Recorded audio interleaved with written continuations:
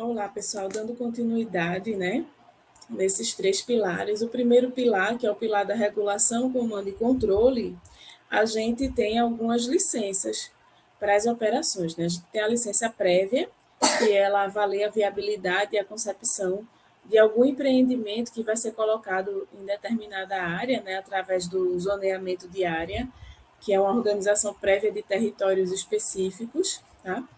E aí precisa, para construir algum empreendimento ou para investir em algum empreendimento naquela área, precisa de uma licença prévia para avaliar a viabilidade ambiental, já no projeto. Tá? A gente tem a licença de implantação, né, a licença de instalação, na verdade, que essa licença vai avaliar a autorização, vai dar autorização para o início das obras. E a gente tem a necessidade também da licença de operação, que ela autoriza o funcionamento do empreendimento já pronto, né?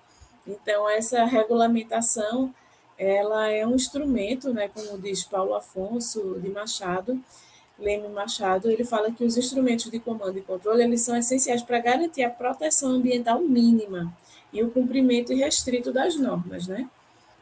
A gente tem esses padrões ambientais estabelecidos pelo CONAMA e caso as empresas, as operações, elas queiram ultrapassar esses padrões estabelecidos pelo CONAMA, eles vão sofrer sanções, vão sofrer multas e, primeiro, né, não devem ter nem as autorizações das licenças. Passando para o segundo pilar, que é o pilar econômico, né, que a gente vê que é a questão do valor econômico da natureza. Então, passando para esse pilar, são dados, né, incentivos, muitas vezes, para as pessoas que preservam a natureza. Né? Existe essa internalização de recursos, por exemplo, através do pagamento de serviços ambientais, né, que é uma remuneração direta por proteger nascentes e florestas, dada a partir de uma lei 14.119 de 2021. E a gente tem, já mais antigo que isso, mercados de carbono, né, que vem do Acordo de Paris com essa lógica de compensação das empresas que poluem financiarem áreas que preservam a natureza. Tá? E temos também os incentivos fiscais, né, que são os subsídios e redução de impostos para aceleração de tecnologias limpas. Por exemplo, energia solar. Né? E o terceiro pilar, que seria essa parte da participação social e educação, tendo como base essa gestão compartilhada. Né? Então, essa gestão compartilhada ela é feita através da educação ambiental, que já é constituída por lei através da Lei 9.795 desde 99, em que essa formação ambiental ela cria uma consciência crítica e constante nos alunos e é colocada de modo transversal nas disciplinas. Não é uma disciplina específica de educação ambiental, mas a educação ambiental tem que permear, né, todo o currículo escolar formal. Tá? A gente também tem essa participação social através de conselhos ambientais, a deliberação oficial, por exemplo, o CONAMA, né? E a gente tem as audiências públicas, que é a escuta ativa das comunidades locais e territoriais tradicionais. Né? A gente teve recentemente o caso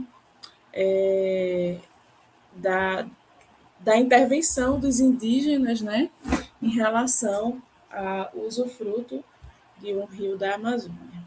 Né?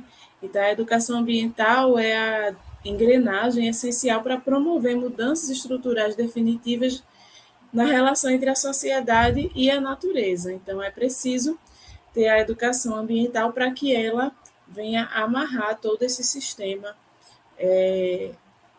de gestão ambiental, né, nacional. Então, a gente tem esses três motores, né, da política pública socioambiental, que é o regulatório, o econômico e o participativo, e cada um tem a sua forma de atuação. Né? A lógica de atuação do poder do motor regulatório é a obrigação e quais são? É criar leis que obriguem e que criem punições. Né? O mecanismo principal desse pilar regulatório é a fiscalização e a multa, E o ponto forte é garantir um patamar mínimo de segurança. Exemplo, né, são os licenciamentos, as licenças, né, que a gente acabou de falar. Tem esse pilar econômico, que ele é um estímulo já, né, à preservação, e ele, o mecanismo principal de utilização para fazer com que esse pilar funcione é o dinheiro e o mercado. Então, esse pilar ele induz a eficiência, tem como ponto forte também induzir a eficiência do sistema, né, porque faz com que as pessoas preservem para receber algum valor, e ele induz também a inovação técnica, por exemplo, né, o crédito de carbono. E a gente tem o pilar participativo, que é a conscientização e a inclusão da sociedade como um todo. Utiliza como mecanismo principal voz e voto, né? O ponto forte é que confere legitimidade e sustentação de longo prazo e conscientiza, né, as pessoas, na verdade. E um exemplo prático que a gente tem são os conselhos gestores. Então, essa arquitetura federativa, né, que tem essa competência nesses três pilares, ela também é estabelecida em forma de como a Constituição coloca isso. Né? A Constituição coloca os papéis para cada um dos entes públicos nessa situação. Né? Os entes públicos que a gente tem são União, Estado e municípios. Entra para a União o papel de definir as normas gerais e coordenar as políticas de nível nacional, através do Ministério do Meio Ambiente. Né? O papel dos estados é a execução desses licenciamentos que a gente acabou de falar e a fiscalização do impacto regional. E o papel dos municípios é organizar tudo isso em forma de políticas práticas, né? Realizar o planejamento urbano e a execução direta dessas políticas no próprio território. Então, dando um zoom nisso, né, a gente vê que o município ele tem um papel importante, ele é protagonista também nesse planejamento na parte estrutural para fazer com que essas políticas públicas socioambientais elas sejam colocadas em prática, né? Então existe geralmente um plano diretor da cidade, que é essa espinha dorsal da organização territorial e uso do solo, né, que é o plano diretor de como a cidade deve se organizar, isso nos municípios, tá? Esse plano municipal de meio ambiente é a diretriz ecológica do local. Como é que a gente vai associar o desenvolvimento e a preservação ao mesmo tempo? E, por outra ótica, a gente também tem que cumprir no município o que estabelece as normas, o que estabelecem as leis. Por exemplo, a lei de resíduos sólidos. Né? E então se estabelece um plano de resíduos sólidos, por exemplo, para a gestão de ciclo de vida dos objetos, né, dos produtos. E um plano de saneamento, que é a questão da infraestrutura e influencia também na qualidade de vida das pessoas da cidade. Então, a implementação efetiva dessas políticas públicas, elas ocorrem majoritariamente no nível local, onde a realidade da população ela se materializa. E aí a gente tem, né, alguns modelos de excelência de gestão pública, por exemplo, o programa Município Verde e Azul, que é de São Paulo, né, que ele avalia o desempenho local em relação à eficiência em resíduos sólidos, cobertura de arborização urbana, alcance na educação ambiental. Né, então, são esses indicadores, né, que foram criados no município de São Paulo para serem sempre avaliados como metas, né? Também tem como exemplo o ICMS ecológico, que estão tentando implantar, né, que o Estado repassa mais recursos aos municípios que protegerem mais ativamente as suas áreas naturais e mananciais. Esse ICMS ecológico ele deve sofrer alguma alteração agora com a reforma tributária que o Brasil vai passar. Né?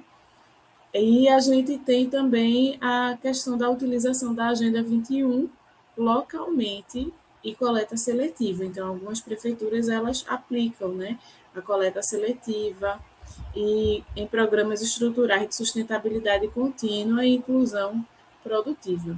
Né? Alguns municípios também já estão também colocando as ODS, né, da ONU. E aí, a aplicação em um cenário real local seria a questão, por exemplo, da utilização, né, da criação de aterro sanitário. Né? Então, já existe a lei de resíduos sólidos, em que o resíduo sólido ele tem que ser tratado, não pode estar exposto em lixão a céu aberto, né?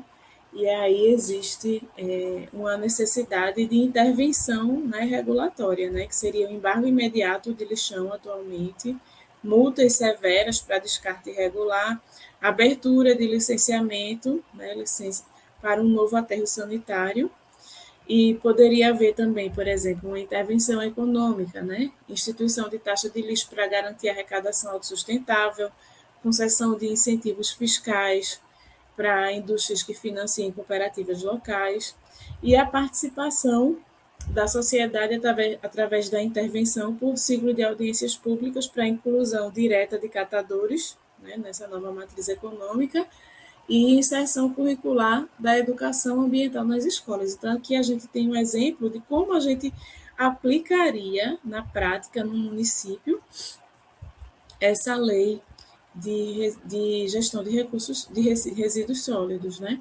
Como é que o município poderia atuar para que essa lei ela fosse de fato implementada no município, tá? Então a gente tem esse ecossistema todo integrado, né? Com essas ferramentas, né? Que a gente tem os pilares, né? Que a gente falou para vocês, a gente tem o Pacto Federativo, que é a atuação de governo federal, estados e municípios, e a execução de fato no município. Então, como é que a gente faz com que isso dê certo? Como é que as leis elas vão realmente serem implementadas no município, né? Então, a gente vê que o meio ambiente ele não é gerido por acidentes, mas por projetos institucionais bem organizados, bem estruturados, tá? E a eficácia requer a sobreposição cirúrgica da força da lei, da agilidade dos mercados e da legitimidade da participação social, orquestrada desde Brasília, desde o governo federal, até a prefeitura local. Então, é toda uma organização que a gente tem, gente. Essa aula ficou um pouco mais rapidinha, porque durante essa semana eu tive alguns percalços, né, na vida pessoal, e eu queria deixar com vocês a lembrança de que vocês precisam realizar todas as atividades do AVEA, tá? Vocês precisam realizar o questionário dessa semana e caso alguém não tenha realizado as atividades anteriores, aproveite essa semana também, essa quinzena, né, para complementar as suas atividades para que a gente possa colocar as notas no que é acadêmico, tá, gente? Então, quem entregar com atraso, claro que vai ter um decréscimo da nota, né? Mas ainda vai ser possível. Vou dar essa chance ainda para que a gente não perca todo o processo por uma ou outra atividade que tenha sido esquecida, tá? Então, obrigada a todos e até mais.